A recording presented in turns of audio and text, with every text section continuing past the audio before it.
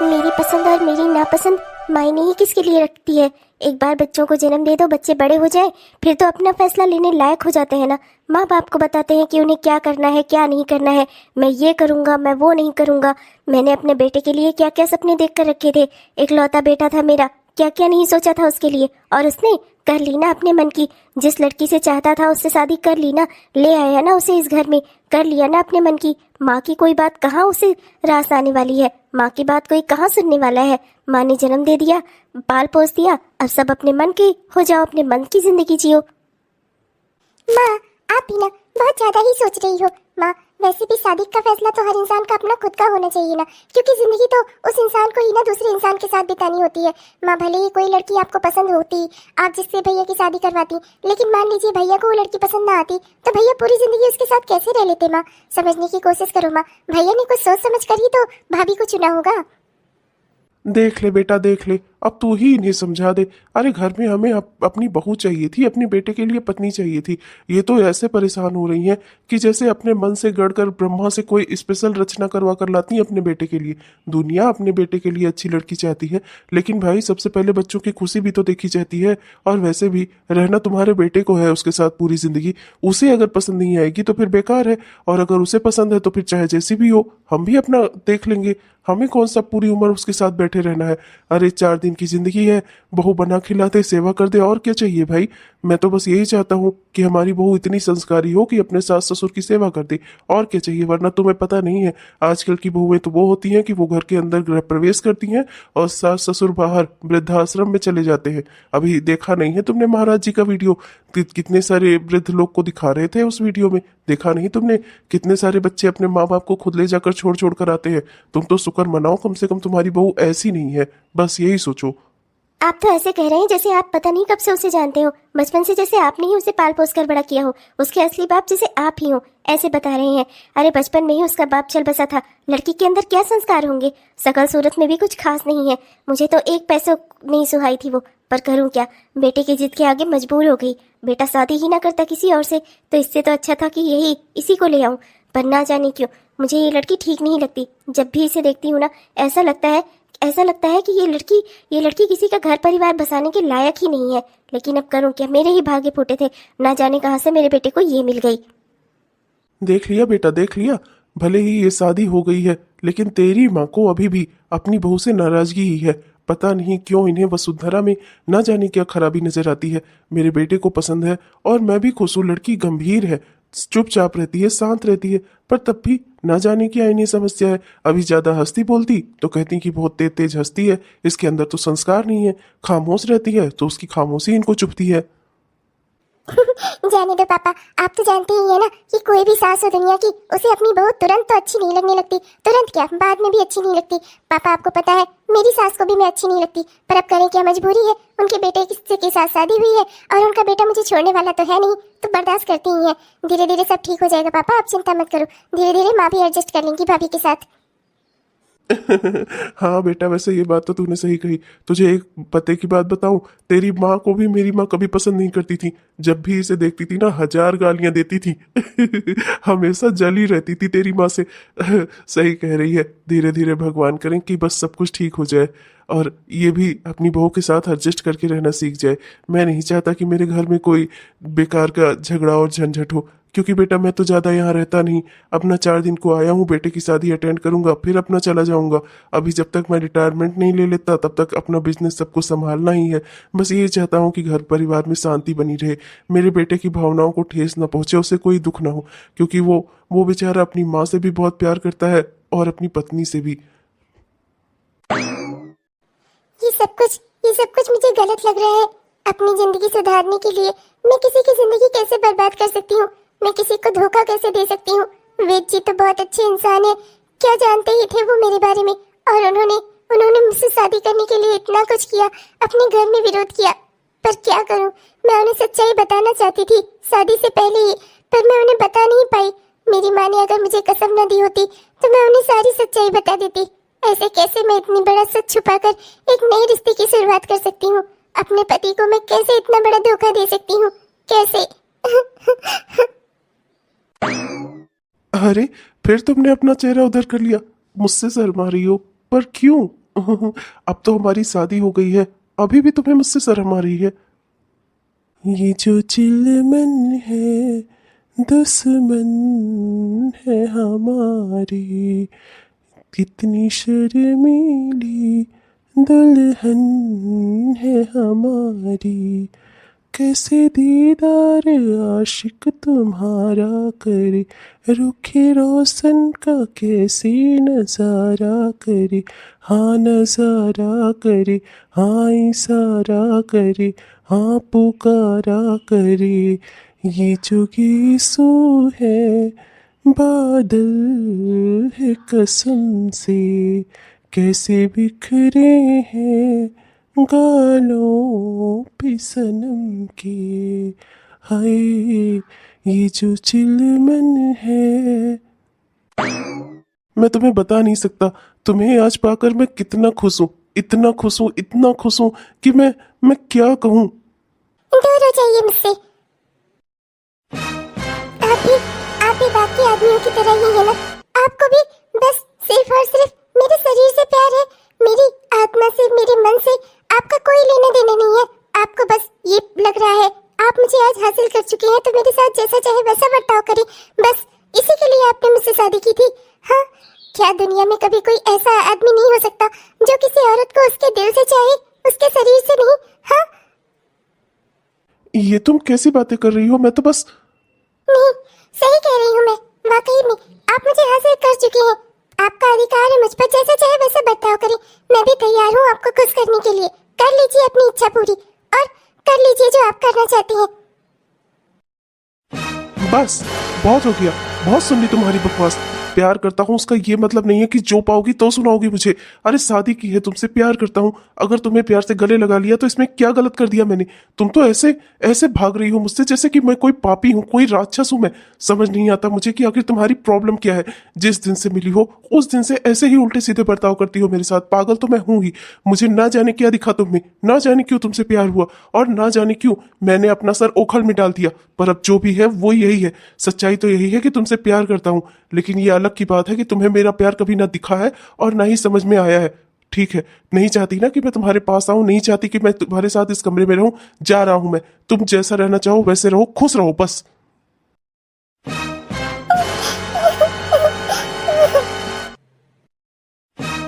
अरे भैया, आप कहाँ जा रहे हैं? अब भैया, भाभी को अकेला छोड़कर आप कहाँ जा रहे हैं? कुछ नहीं, मैं बस छत पर थोड़ी देर आराम करने जा रहा हूँ। थोड़ी देर बैठना चाहता हूँ, थक गया हूँ शरीर से भी और दिमाग से भी। बस कुछ देर बैठकर रिलैक्स करना चाहता हूँ। तुम्हारी भाभी को मैं अकेला छोड़कर नहीं जा रहा हूँ।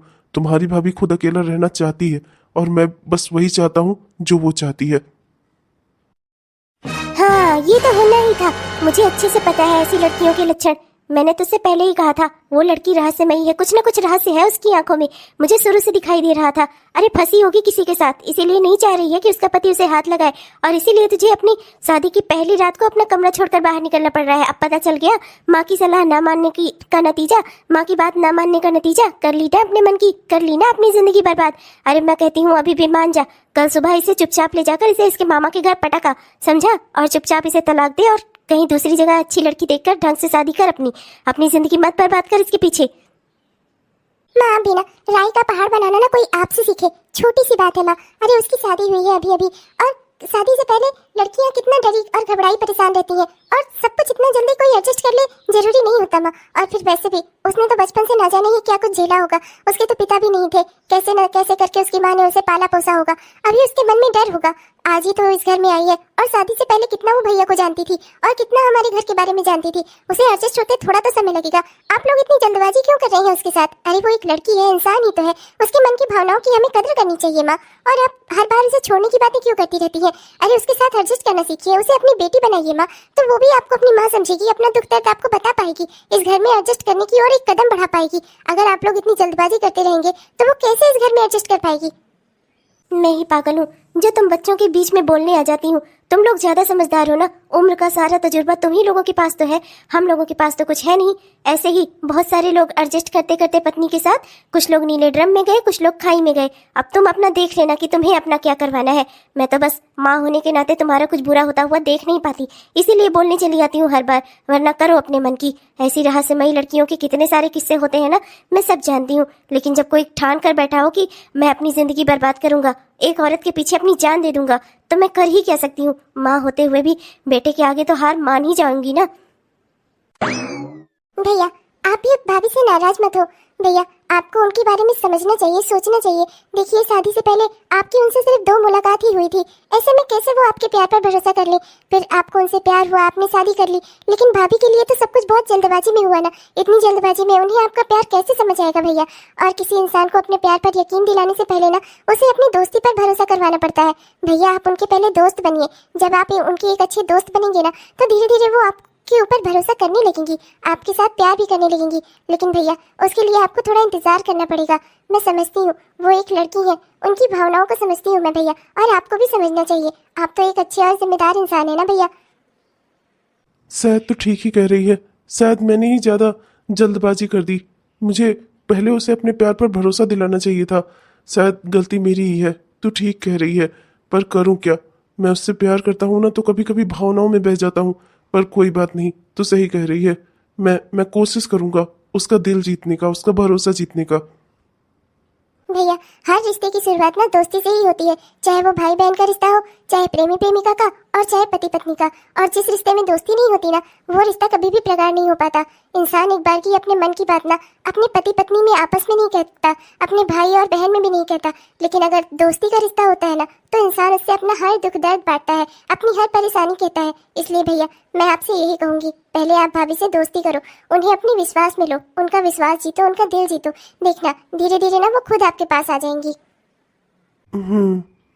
ठीक है भैया आप चिंता मत करो, आप किचन में जाओ, बढ़िया सी कॉफी बनाओ, स्ट्रॉन्ग सी, एक अपने लिए और एक मेरे लिए भी। मैं अभी आती हूँ, मैं भी जरा भाभी से बात कराऊँ। आपके इस तरह से नाराज होकर यहाँ चले आने के बाद ना भाभी कितनी परेशान हो गई होंगी, कितनी टेंशन में आ गई होंगी वो।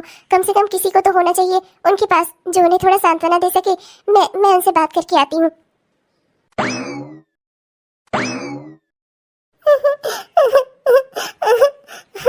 कितना कितना कहा था मानी कि कुछ भी करना बेटा पर इन्हें नाराज न करना, पर ना जाने ही क्यों मेरे मुंह से इतना कुछ निकल गया इनके लिए, कितना नाराज हो गए।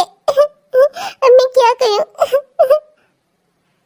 अरे भाभी आप आंसू क्यों बहा रही हैं, रो क्यों रही हैं। नहीं वो मैं, कोई बात नहीं, आप मुझसे कह सकती हो। बैठना था आपको, आप उठ क्यों गई। अरे मैं आपकी ननद हूँ, और वो भी आपकी छोटी ननद। आपको पता है जिससे आपकी शादी हुई है वो मेरे बड़े भैया है, मैं उनकी छोटी बहन हूँ।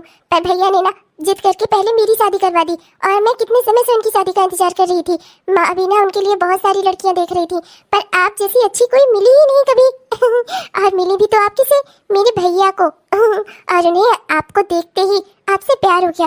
और जिस दिन उन्होंने आपको पहली बार देखा था ना उसी दिन उन्होंने फोन पर मुझे बताया था आपके बारे में। आप उनका पर्स लौट आई थी ना, उस पर्स में उनकी दवाइयाँ भी थी। उस समय वो बहुत बीमार थे, ठीक नहीं थी तबीयत भैया की, और वो दवा अगर एक भी टाइम मिस हो जाती ना तो भैया की तबीयत और बिगड़ जाती। भाभी वैसे आप बहुत हिम्मती भी हो। भैया मुझे बता रहे थे वो बाइक स्टार्ट करके आगे चले गए थे और आपने रिक्शे से उनका पीछा किया था और आपने जाकर उन्हें वहाँ पर उनका पर्स लौटाया था। भाभी वाकई में आप काबिले तारीफ हो।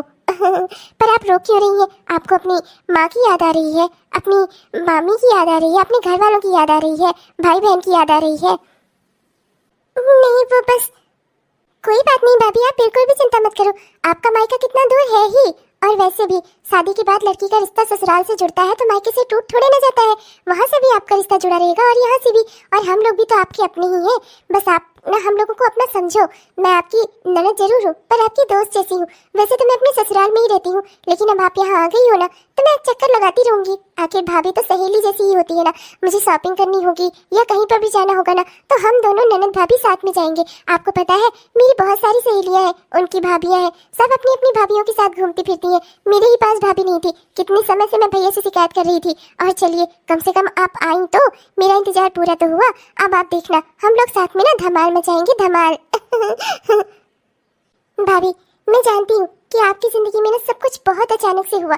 अचानक से सिर्फ 2 मुलाकातों में भैया आपके घर शादी का रिश्ता लेकर चले गए। पर भाभी, बात यह है ना कि मेरे भाई का दिल साफ है। जो भी उनके मन में रहता है ना, उसे वो कह देते हैं। वो कभी अपने दिल में कोई बात छिपा कर नहीं रखते। आप उन्हें सच में पसंद थी और सच में उन्होंने आपसे प्यार किया, और इसीलिए तो उन्होंने आपसे शादी करने के लिए माँ तक का विरोध किया। भैया, मेरे भैया बहुत अच्छे हैं भाभी। आप अभी उनके बारे में कुछ नहीं जानती ना, लेकिन एक बार उन्हें समझने की कोशिश तो करिए। धीरे धीरे करके ना आप भी देखेंगी, आप उनकी अच्छाइयों से वाकिफ हो जाएंगी। बस एक बार उन्हें मौका तो दीजिए भाभी। अगर आप शुरू से उनके बारे में कोई गलत राय बनाकर रखेंगी ना, तो आप कैसे मेरे भाई को समझ पाएंगी। उन्हें समझने के लिए एक बार अपने मन की आंखों से उन्हें देखना शुरू करिए भाभी। मैं जानती हूँ कि शुरुआत में लड़कियों को शादी के रिश्ते में एडजस्ट होने में थोड़ा समय तो लगता ही है, लेकिन एडजस्ट होने के लिए पहले सामने वाले को एक मौका भी तो देना चाहिए। एक बार आप उन्हें मौका देकर तो देखो। आप उन्हें अच्छे से समझो, तो जितना आप उन्हें समझती जाओगी ना, उतना उतना मैं गारंटी लेती हूँ अपने भाई की कि उतना आपको मेरे भाई से प्यार होता जाएगा। अरे कमला, मान भी जाओ, बहू ने बहुत ही अच्छा खाना बनाया अपनी पहली रसोई में। इतनी बढ़िया मटर पनीर की सब्जी थी, पूड़ी थी, खीर थी, चावल था, चावल क्या पुलाव था, मटर वटर डाल के कितना बढ़िया सा फ्राई राइस बनाया था इसने। वाह, मजा आ गया। भारतीय खाने में वाकई में जो बात है ना, वो खाना कहीं कोई और मिल ही नहीं सकता। सच में स्वाद है मेरी बहू के हाथों में, वाकई में कमला।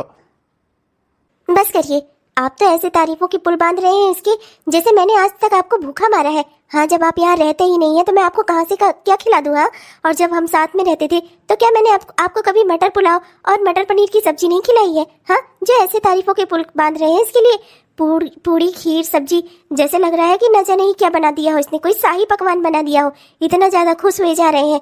हाँ, नहीं तो हाँ। अरे माँ, सच में भाभी ने कितना अच्छा खाना बनाया था। माँ, आपको भी भाभी की तारीफ करनी चाहिए। पर रहने दे बेटा, रहने दे।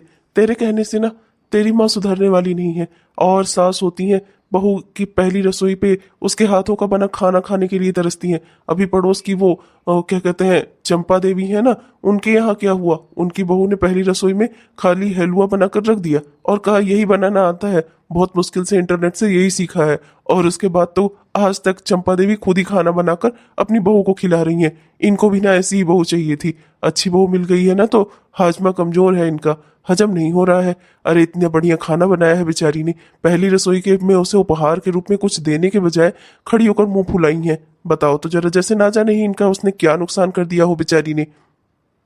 आपने दिया नहीं क्या? हाँ, सोने के झुमके दे तो दिए। अब क्या मैं अपना घर और प्रॉपर्टी इसके नाम पर कर दूं? चाहते क्या है? हाँ, सोने के झुमके देकर आपको संतोष नहीं हुआ है जो मैं भी कुछ इसे दूं? मैं तो चलता हूँ भैया यहाँ से। तुम्हारी माँ का दिमाग ना जब से तुम्हारे भाई की शादी हुई है ना, 24 घंटे 100 डिग्री सेल्सियस पर उबल ही रहा है। तब से मैं जाऊं जरा सा दोस्तों से बातचीत कर लूं। यहाँ इतने समय बाद आया हूँ, कम से कम दोस्तों से बात करके थोड़ा मूड मेरा ठीक हो जाएगा। हाँ पापा चलिए, मैं भी ऑफिस के लिए निकल ही रहा हूँ। मैं भी रास्ते में आपको छोड़ता हुआ चलूंगा, चलिए। अच्छा माँ, ठीक है। आप कुछ दो ना दो भाभी को, कम से कम इन्होंने आपका पैर छुआ है तो इन्हें आशीर्वाद तो दे दो। हर सास कम से कम अपनी बहू को आशीर्वाद तो दे देती है, अपने बेटे की सलामती के लिए ही सही। माँ, कुछ भी हो, आपको ये तो नहीं भूलना चाहिए ना कि भैया ने इनकी मांग में सिंदूर भरा है, भैया ने इनके गले में मंगलसूत्र डाला है, इनकी शादी हुई है भैया के साथ। तो कम से कम इस नाते ही सही अपना आशीर्वाद तो दे दो भाभी को। मुझे तो ये अच्छे से याद है कि मेरे बेटे ने इसके गले में मंगलसूत्र डाला है, मेरे बेटे ने इसकी मांग में सिंदूर भरा है। पर इसे इस बात का ख्याल रखना होगा ना, शादी से पहले जो कुछ भी करती आई हो करती रही हो, पर शादी के बाद कम से कम अपनी मर्यादाओं का ख्याल रख लेना। इतना एहसान कर देना मेरे बेटे के ऊपर और मेरे ऊपर, क्योंकि अब उसकी खुशहाली, उसकी जिंदगी की सलामती सब कुछ तुझसे जुड़ गई है। शादी होने के बाद उसकी कम से कम इस मंगलसूत्र और इस सिंदूर की लाज रख लेना, समझी? कम से कम अब अपनी पवित्रता और अपनी मर्यादा को बनाए रखना, एक पत्नी होने का धर्म निभाना। इतनी सी मेरी इच्छा है। और मुझे पता नहीं है कि तू जिंदगी में आगे क्या करने वाली है, क्या करेगी, पर कम से कम इतना कर देना। भाभी चिंता मत करो, माँ ऐसी ही है। वो शुरुआत में भले ही आपसे कड़वा बोले, लेकिन धीरे धीरे जैसे जैसे वो आपको जानती जाएंगी ना, एक दिन उनका व्यवहार भी आपके प्रति बदल जाएगा। आप देखना, घर में सब और लोग आपसे बहुत प्यार करते हैं, और देखना एक दिन माँ भी आपको बहुत प्यार करेंगी, देखना आप। देखो, मैं जानता हूँ कि मैंने गलती की थी, मुझे मुझे इतनी जल्दबाजी नहीं करनी चाहिए थी, मुझे तुम्हारी भावनाओं की कदर करनी चाहिए थी। मुझसे गलती हो गई, प्लीज मुझे माफ कर दो। पर एक दोस्त होने के नाते कम से कम ये एक छोटा सा तोहफा स्वीकार कर लो। जानती हो मेरे पास बहुत सारे पैसे नहीं हैं कि मैं तुम्हें कोई सोने का हार या कोई महंगा गिफ्ट लाकर दे सकूं। मुझे तो ये भी नहीं आता कि मैं तुमसे सॉरी कैसे कहूँ। पर ये ना मुझे दिखा बाजार में तो मुझे तुम्हारा ही ख्याल आया। अगर तुम इसे ले लोगी तो मुझे बेहद खुशी होगी। देखो, मैं समझता हूँ कि मैंने जो किया इस वजह से तुम्हारी भावनाएं आहत हुई, पर मैं कसम खाता हूँ कि आइंदा से मैं कभी भी ऐसी कोई जल्दबाजी नहीं करूंगा। प्लीज प्लीज हो सके तो माफ कर दो और इसे एक्सेप्ट कर लो। अगर तुम इसे ले लोगी ना तो मुझे ऐसा लगेगा कि तुमने मुझे माफ कर दिया, और इसी से हम अपनी दोस्ती की शुरुआत कर सकते हैं। तुम भले ही मुझे अपने पति के रूप में ना स्वीकार करो, पर कम से कम एक अच्छा दोस्त के नाते तो तुम मुझे स्वीकार कर सकती हो ना, अपना दोस्त तो बना ही सकती हो ना।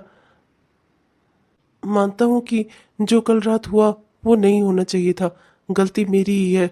आइंदा से मैं कभी ऐसा कुछ नहीं करूंगा, कसम खाता हूँ। Thank you so much. तुमने ये एक्सेप्ट करके ना मुझे बहुत बड़े गिल्ट से बाहर निकाल लिया। कल से मैं यही सोच रहा था कि मैंने कैसे तुम्हारा दिल दुखाया, मुझे ऐसा नहीं करना चाहिए था।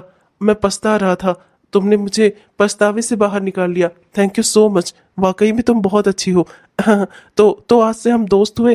क्या मैं इसे अपनी फ्रेंडशिप की शुरुआत समझूं? हाय, मेरा नाम वेद है, और आपका? गलती आपकी नहीं थी, गलती मेरी भी नहीं थी, पर मेरी जिंदगी ही ऐसी है जो मुझे कहीं आगे बढ़ने ही नहीं देती। आपकी कोई गलती नहीं थी, कर दी गलती मेरी ही थी। मैं आपसे माफी चाहती हूँ। हर इंसान जिंदगी में शादी कुछ उम्मीदों के साथ ही करता है, पर मैं आपकी उम्मीदों पर खरी नहीं उतर पा रही हूँ। मैं आपको कोई सुख नहीं दे पा रही हूँ, इसलिए आप मुझे माफ कर दीजिएगा।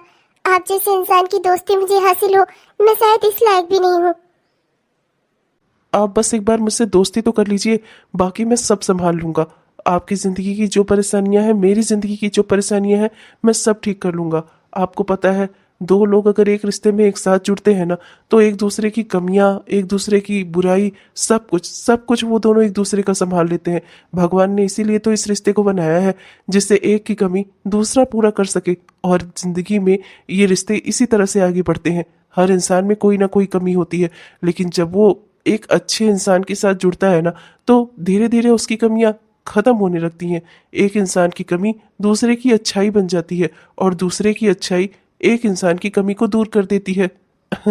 हो सकता है कि मैंने बहुत शायद कठिन शब्दों का प्रयोग कर दिया, आप शायद मेरी बात को समझ ना पा रही हूँ। बस इतना समझ लीजिए कि एक बार आपने अगर मेरा हाथ थाम लिया ना, तो मैं सब ठीक कर दूंगा।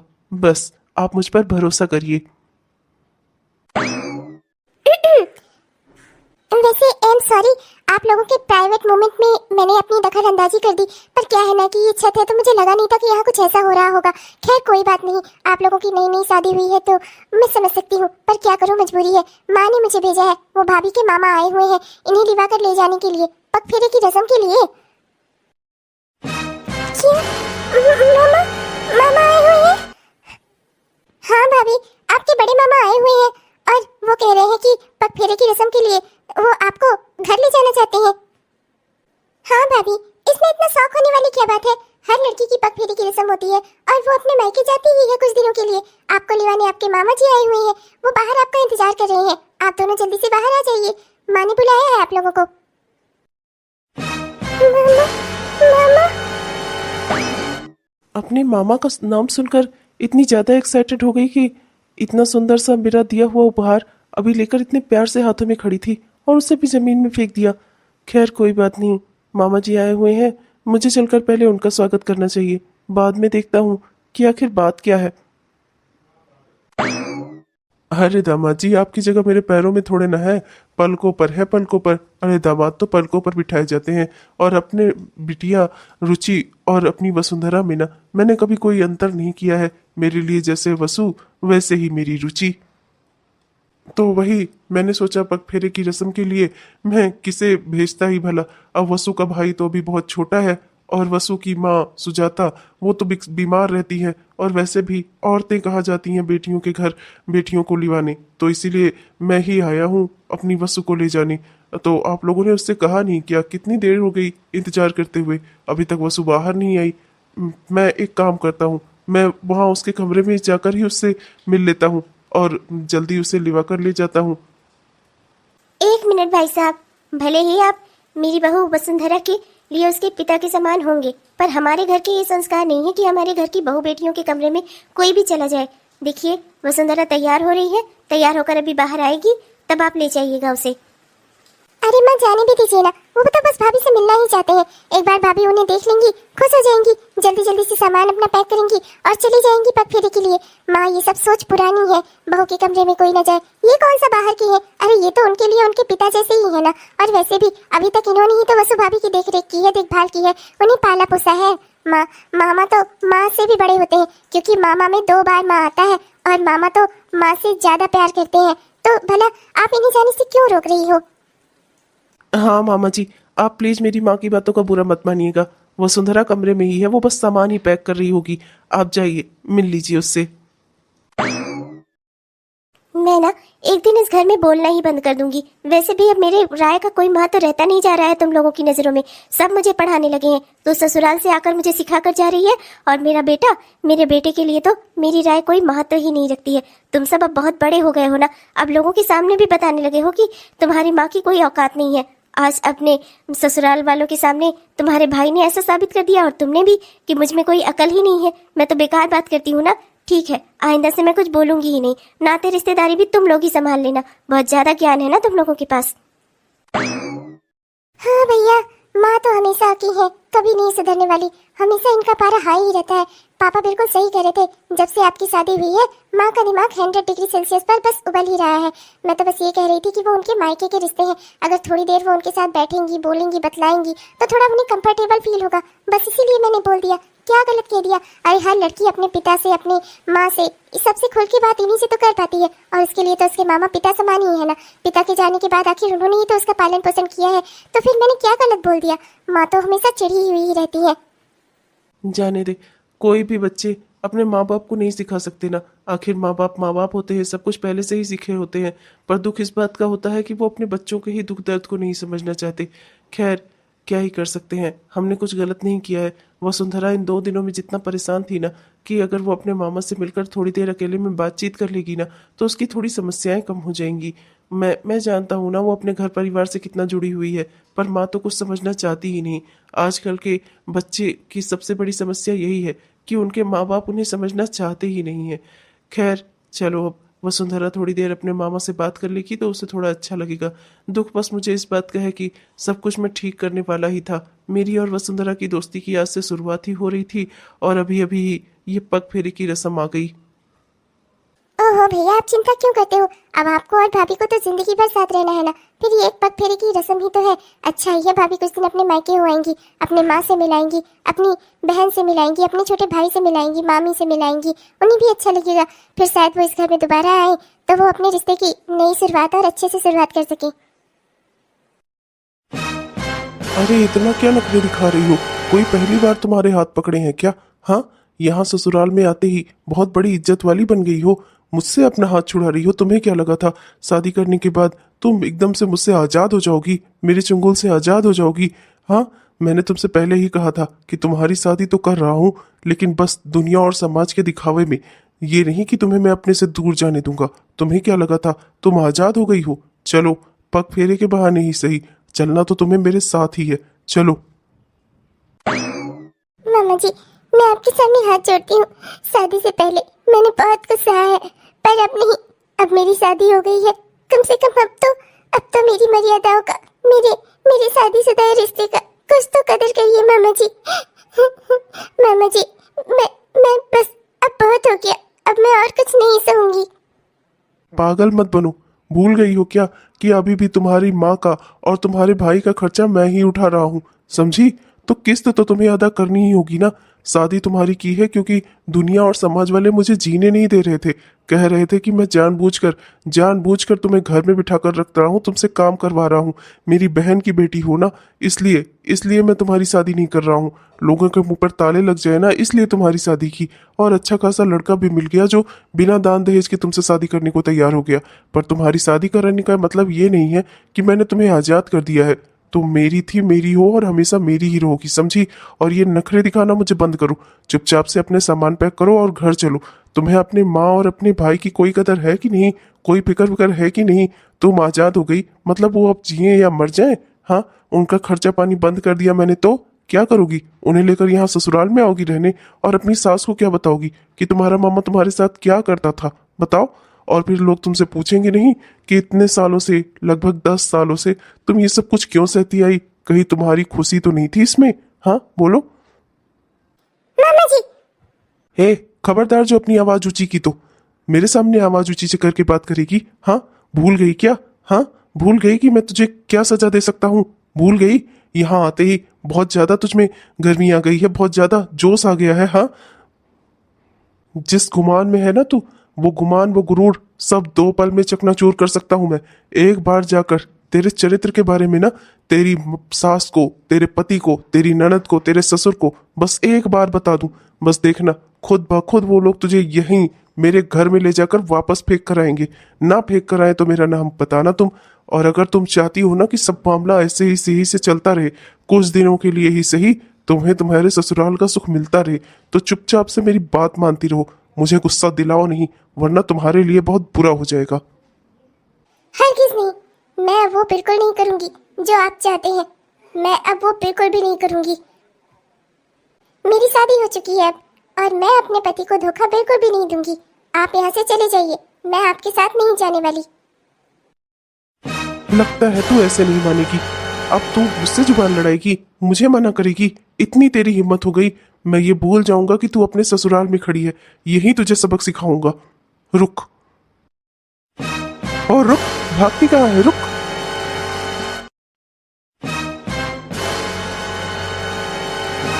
अरे वसुंधरा, क्या हुआ? इतना भागते हुए क्यों आ रही हो? क्या हुआ? कुछ नहीं दामाद जी, वो कह रही थी कि मैं बहुत खुश हूँ कि मामा जी मुझे लिवाने आए हैं। मैं जाकर पति को बताकर आती हूँ, सबसे इजाजत लेकर आती हूँ। बस वही दौड़ते दौड़ते आई है। है ना वसु बेटा? मुझे कहीं नहीं जाना, प्लीज मुझे कहीं मत भेजो, प्लीज प्लीज। अरे वसुंधरा, क्या हुआ तुम्हें? वसुंधरा, वसुंधरा, वसु, वसु होश में आओ। वसु, क्या हुआ? वसु, आंखें खोलो वसु। भैया, मुझे लगता है भाभी की तबीयत ठीक नहीं है। मैं अभी डॉक्टर को फोन करके आती हूँ। भाभी तो बेहोश हो गई है। एक काम करिए, आप इन्हें रूम में लेकर चलिए, लिटाइए। मैं अभी डॉक्टर जी को बुलाती हूँ। डॉक्टर आंटी आए, एक बार देख लें भाभी को, फिर सब क्लियर हो जाएगा। भाभी को दवाइयाँ दे दें। मुझे लगता है शायद शादी की भागदौड़ में इन्होंने ठीक से खाना नहीं खाया होगा, इसी वजह से, शायद कमजोरी की वजह से इन्हें चक्कर आ गया। भैया, आप भाभी का ख्याल रखिए, मैं डॉक्टर आंटी को फोन करके आती हूँ। हाँ हाँ ठीक है, और जाकर जरा माँ को भी खबर कराना। तो बेटा, मुझे भी बहुत जरूरी काम से निकलना था। वो तो मैंने सोचा था कि वसु को पहले घर छोड़ दूंगा, उसके बाद अपना काम पर चला जाऊंगा, लेकिन अब वसु की ऐसी हालत है तो इसे घर ले जाना मुझे ठीक नहीं लगता। यहाँ आप लोग हैं, आप लोग इसकी थोड़ा देखभाल कर देंगे तो फिर ठीक है। मैं चलता हूँ, मैं फिर आऊंगा वसु को लेने। वसु जब होश में आ जाए तो उससे कहिएगा, मैं बाद में आऊंगा उसे लेने। हाँ ठीक है बेटा जी, मैं चलता हूँ। खुश रहिए आप दोनों। वसु, वसु आंखें खोलो। वसु, क्या हो गया तुम्हें? और ये तुम्हारा शरीर इतना तप क्यों रहा है? इतना तेज बुखार कैसे चढ़ गया तुम्हें? वसु, वसु क्या हुआ? वसु, होश में आओ। वसु। अरे ननद रानी, जरा जल्दी जल्दी हाथ बढ़ाइए, जल्दी जल्दी काम करिए, भूख लगी है हम सबको। आपकी बिटिया तो कम से कम 8 बजे तक खाना बनाती थी, आपसे तो 9 बजे तक भी नहीं बन रहा है। जरा जल्दी जल्दी हाथ चलाइए, जल्दी जल्दी किचन के काम खत्म करिए। छोले भटूरे ही तो बनाने हैं, ऐसा कौन सा बड़ा काम बोल दिया आपको? आपकी बिटिया तो 8 बजे तक बनाकर यूं ही खिला देती थी सबको, और आप अभी तक आपके छोले ही पक रहे हैं। नहीं भाभी, छोले बॉईल हो गए हैं, बस वो उधर रखे हैं कुकर में। अभी एक बार कुकर खुल जाए तो मैं देखती हूँ, जल्दी ही बना दूंगी भाभी, कोशिश कर रही हूँ। भाभी, वो आपसे एक बात करनी थी। भाभी, भैया लिवाने गए हैं वसु को यहाँ। मैं कह रही थी इसकी क्या जरूरत है, मानती हूँ कि लड़की का पग फेरा कराया जाता है, पर भाभी उसमें खर्चा कितना लगता है। बेकार में ही वो वसु को यहाँ ले आएंगे, फिर यहाँ से जब वसु वापस अपने ससुराल जाएगी तो फिर उसे कुछ न कुछ सामान लेना देना पड़ेगा। मैं कहती हूँ इन सब की क्या जरूरत है। रुचि को भी तो अपने अपना हमें ही देखना है, उसका घर परिवार भी तो बसाना है, उसके लिए भी तो पैसे लगेंगे। बेकार में ही खर्चा करने से क्या। अब देखिए जैसे तैसे वसु की शादी तो हो ही गई, उसमें हमारा कम खर्चा लगा, तो बाद में बेकार में ये सब खर्चा करने से क्या। क्यों हम बार बार ये बेकार की रस्में कर रहे हैं। भाभी आप भैया को कुछ समझाती क्यों नहीं है। आखिर रुचि भी तो हमारी बेटी है, उसके लिए भी तो हमें कुछ न कुछ जोड़ना है। और जब वसु की शादी कम पैसे में हो गई है तो इन सब रस्मों को करने से क्या ही फायदा। अरे वाह ननद रानी, आज तो आपको मेरी बेटी की बड़ी ही चिंता हो रही है। खैर मैंने इनसे कहा था, पर ये मेरी कोई बात सुनते हैं क्या। इनको तो शौक है आपके ऊपर और आपकी बेटी के ऊपर, आपके बेटे के ऊपर खर्चा करने का। मेरी कहाँ ही कुछ सुनते हैं। मैंने तो पहले ही कहा था कि वसु को वापस से इस घर में लाने की कोई ज़रूरत नहीं है। वैसे भी लड़की जितना ससुराल में रहे उतना ही ससुराल में एडजस्ट करती है। बार बार उसे मायके लाने से ना कोई लाभ नहीं है। लेकिन ये है कि मेरी सुनते ही नहीं है। अब इधर मुझे 2-3 दिनों के लिए मायके जाना है और ये पहुँच गए अपनी वसु का पग फेरा करवाने के लिए। हाँ नहीं तो है, मैं कर ही कह सकती हूँ जब वो मेरी सुनते ही नहीं तो। खैर आप भी अपना काम करिए, आपको तो खुश होना चाहिए। आपकी बेटी को इतना कुछ देकर विदा जो करेंगे, ससुराल में आपकी बेटी की नाक और ऊंची हो जाएगी, है कि नहीं ननद रानी। मैं आपको कैसे समझाऊं भाभी, बहुत बड़े नरक से निकलकर मेरी बेटी गई है यहाँ से, और मैं नहीं चाहती कि वो इस नरक में दोबारा कदम रखे। हे भगवान मेरी बेटी की रक्षा करना। मैं तो कभी उसकी रक्षा कर नहीं पाई, पर कम से कम आप उसकी रक्षा करना। मेरी बेटी भगवान पर बहुत भरोसा करती है। 12 साल की उम्र से उसने बहुत कुछ सहा है भगवान, अब बस उसके सहने का अंत कर देना। अब उसकी शादी हो चुकी है, मैं नहीं चाहती कि उसके नए शादीशुदा जिंदगी में उसकी बीती हुई जिंदगी का कोई गलत प्रभाव पड़े। बस मेरी बच्ची अच्छे से अब अपनी जिंदगी जिए। इतना कुछ कहकर, इतना कुछ उसे समझाकर, इतनी सारी कस्में देकर मैंने उसकी शादी कराई है। भगवान मैं चाहती हूँ कि मेरी बेटी कभी दोबारा इस घर में कदम ना रखे। बस इतनी कृपा कर देना आप कि चाहे कुछ भी हो जाए वसु कभी यहाँ दोबारा ना आए। ना ही वसु की और ना ही किसी भी लड़की की जिंदगी कभी भी आसान नहीं होती। शादी से पहले भी उन्हें बहुत सारी चुनौतियों का सामना करना पड़ता है और शादी के बाद भी बहुत सारी चुनौतियां उनका इंतजार करती रहती हैं। दोस्तों इस कहानी में आगे बहुत कुछ होना है, देखिएगा और हमारे साथ बने रहिएगा। देखिएगा जरूर दोस्तों। वेद को अगर इस बारे में पता चलता है तो वेद क्या करेगा। क्या वो अपनी पत्नी को छोड़ देगा या उसका साथ देगा, और वेद की माँ वो क्या करेंगी। इसलिए ये सब जानने के लिए दोस्तों हमारे साथ बने रहिएगा। ये हमारी इस कहानी का तीसरा भाग था। हमारी इस कहानी का चौथा भाग कल आपको हमारे इसी चैनल पर देखने को मिलेगा। कहानी बड़ी है दोस्तों, इसलिए इसके कई पार्ट्स बन रहे हैं, पर हम जल्दी ही कोशिश कर रहे हैं इस कहानी को खत्म करने की। तब तक आप अपना पूरा ध्यान और पूरा प्यार और पूरा विश्वास हमारी इस कहानी के साथ और हमारे चैनल के साथ बनाए रखिएगा। हम आप सबके बहुत ही आभारी हैं वीडियो पूरा देखने के लिए। आपका दिल से बहुत बहुत धन्यवाद दोस्तों। वीडियो अगर पसंद आया हो तो कृपया लाइक जरूर करिएगा। अपने दोस्तों को, रिश्तेदारों को वीडियो को शेयर भी जरूर करिएगा और अपने प्यारे प्यारे से कमेंट्स हमें जरूर लिखिएगा। आपके प्यारे प्यारे कमेंट्स का ना हम दिल से इंतजार करते हैं दोस्तों। तब तक के लिए मैं चलती हूँ, मिलूंगी कल आपको अपनी इस कहानी के चौथे भाग में। तब तक के लिए मुझे दीजिए इजाजत। धन्यवाद।